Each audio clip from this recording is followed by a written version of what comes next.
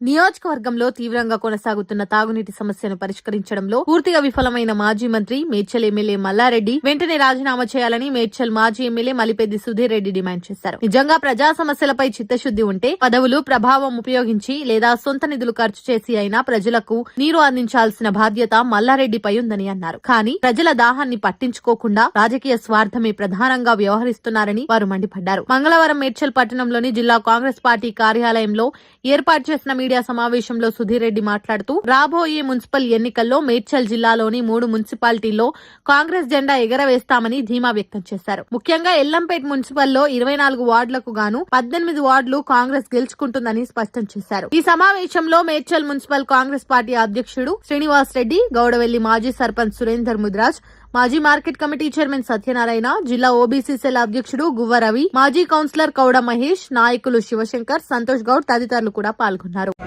Congress party versus BRS కానీ వ్యక్తిగతంగా కాదు. మీరు అన్నందుకు నేను మాట్లాడినట్టుగా నేను మాట్లాడి విమర్శించదలుచుకొని అసలు స్థాయి కూడా కాదు. అది అధికారం వచ్చింది అదేవిధంగా, కానీ ఆయన ప్రజలలో ఉండే మనిషి ఏం కాదు, డబ్బులకు ఉండే మనిషి.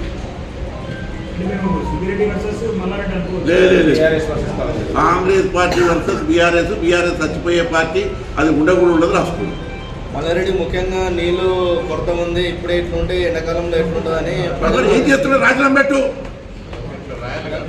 రాజీనామా పెట్టు. అదే ముఖ్య ఎజెండా. దగ్గర పాలమిన పూలైన కొట్టు నేను పెట్టు, కొట్టు పెట్టి తెచ్చి ఆయన ఒక్క మాటనే నామమానంగా తీసుకొస్తున్నాడు. ఇంకోటి వాడు కాలేజీలో 24 గంటలు తీసుకుంటాడు, నీకెందుకు దేవుడు. రెండవది వాడు డ్రైనేజీలంతా చెల్లెల్ని ఉంటాడు.